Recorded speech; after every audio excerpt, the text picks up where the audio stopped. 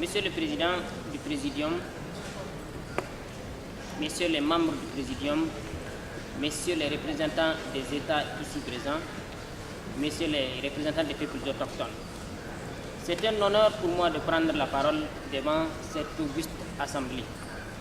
La résolution 636 de 2007 a institué le mécanisme d'experts sur les droits des peuples autochtones.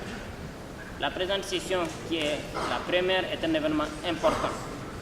Elle est consacrée, si je ne me trompe, à la mise en place d'experts sur les droits des peuples autochtones en ce mois d'octobre 2008. Nous avons eu d'autres événements qui malheureusement n'existent plus. C'est le cas du groupe de travail qui se tenait en juillet.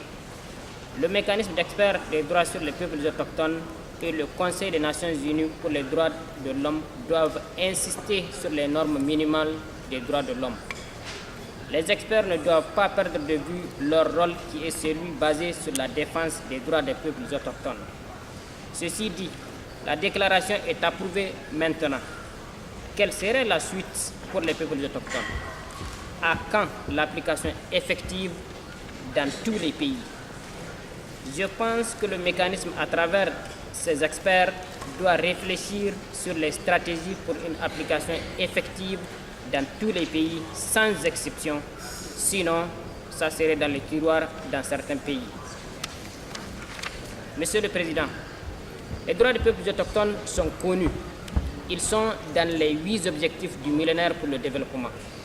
Ce sont, entre autres, le droit à l'éducation, le droit à la terre, le droit à l'eau, le droit à la justice, etc., etc. Ceci doit être une préoccupation première pour les commissaires du mécanisme d'experts sur les droits des peuples autochtones. L'essentiel du mandat des experts doit se baser sur les études thématiques selon le mandat. Je souhaite voir des stratégies précises dans leur travail pour qu'ils puissent se ressortir et faire suivre les spécificités liées aux peuples autochtones, surtout dans certaines zones de l'Afrique de l'Ouest et au Niger en particulier. Nous rappelons que certains pays ne reconnaissent pas l'existence des peuples autochtones. C'est d'ailleurs ceux-là qui bafouent le plus les droits des peuples autochtones. Je vous remercie, Monsieur le Président.